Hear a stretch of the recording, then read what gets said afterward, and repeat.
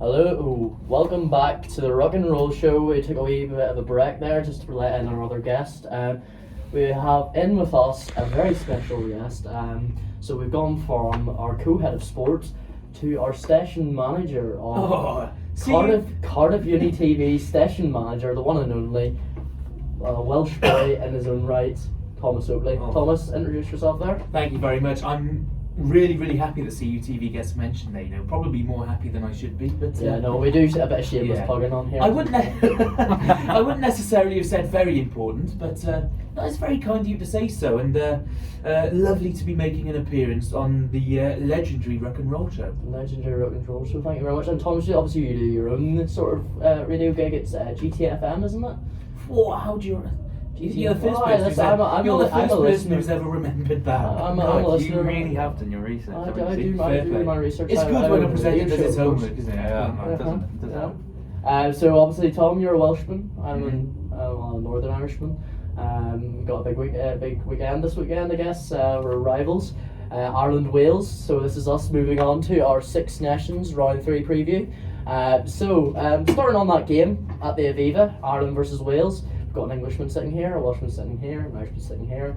And, that sounds like a joke about someone who's about to it does, doesn't it? I think we're all meant to walk into a bar now, aren't we? Yeah, so that's going on at the Aviva tomorrow at 2:15. What do we think is going to happen tomorrow? What are our thoughts on that game? Yeah, I think ultimately, if you're looking at it from a Welsh perspective, we all know that Ireland are running away with the Six Nations, and I think our overbearing ambition for the game really is just to give them a game. We've lost by 1, we've lost by 2. If we lose by 3 against Ireland, I think actually we've done pretty well in the grand scheme of things. And I feel like you boys are actually waiting for somebody to come up and give you a game. So I hope we can do that. Yeah, no, I think it's always difficult against Warren Gatland sides. Whatever you say about them, whatever level Wales is at, if Warren Gatland is the coach, they're going to give you a game. Obviously, Ireland have started the tournament fantastically so far. 2 comprehensive bonus point wins against France and Italy. Dom, what do you think? Can anyone stop the Irish machine? Yeah, I definitely can be beaten. I mean, South Africa did it, for one. But also, I think, like Tom says, if someone's going to do it, it could easily be Wales. Wales have started the tournament quite slowly against Scotland in the first game, and as much as this is going to pay me to say, they were pretty good against England last week. There probably wasn't a clear winner in that game. Cards helped either side, if one team is going to do it, it could really be Wales. Like you say, you can never underestimate a Warren Gatland side. But equally, you can't underestimate an Andy Farrell side because he has been quite astounding recently. What he's doing with this Irish squad is just ridiculous. The way they turned France over in the first game was outrageous, really. Yeah. No one saw that coming, really, in such a comprehensive way. Yeah, I think so many people just had high hopes for France, but I think it goes to show that when you lose your best player and the best player in the world, you can't really win too many against the best teams, really. Yeah, it's really in that, we'll touch on France a wee bit more in detail later, but obviously Ireland took advantage of that sort of lack of, continuity from the French side in terms of having, their 2 linchpins in there at 9 and 10.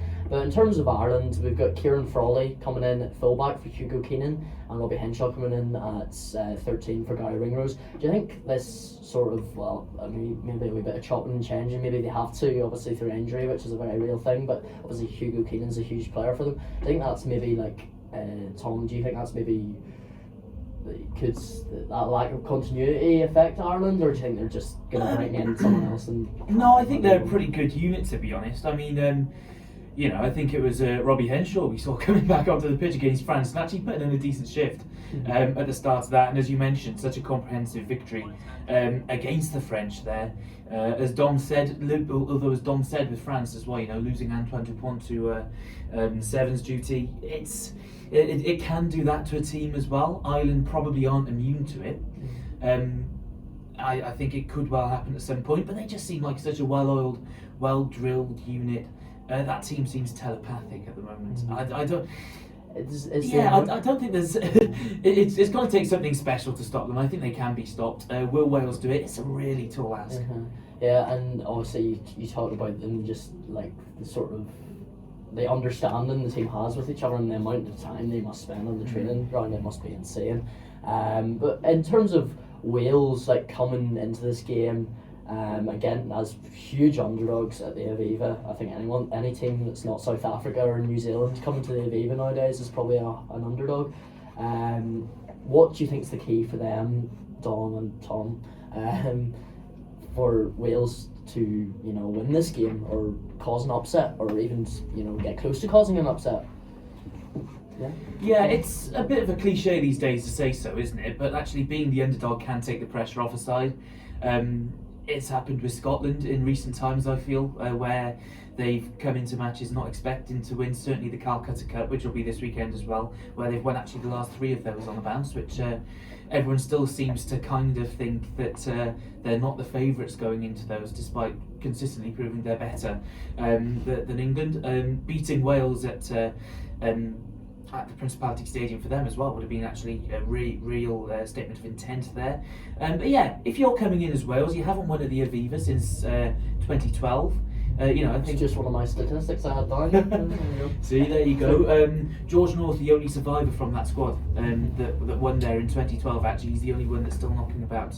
The longevity of that man. The longevity. He's an incredible athlete, I think, and actually, where you see the positions he's played on the field, such a versatile player in that back line and then in the centre of the field as well. So I'd expect him to perhaps put a few big tackles in specifically there, but the dynamic of Wales coming in as underdogs, the players feel confident, perhaps because of that as well. They've Tommy Reffel actually was one of the players in the press conference who said this team's going to do something special, and they don't feel like they've pulled out the big performance of the tournament that we know they're capable of yet either. So really, really interesting that the players have got that belief that they'll do it.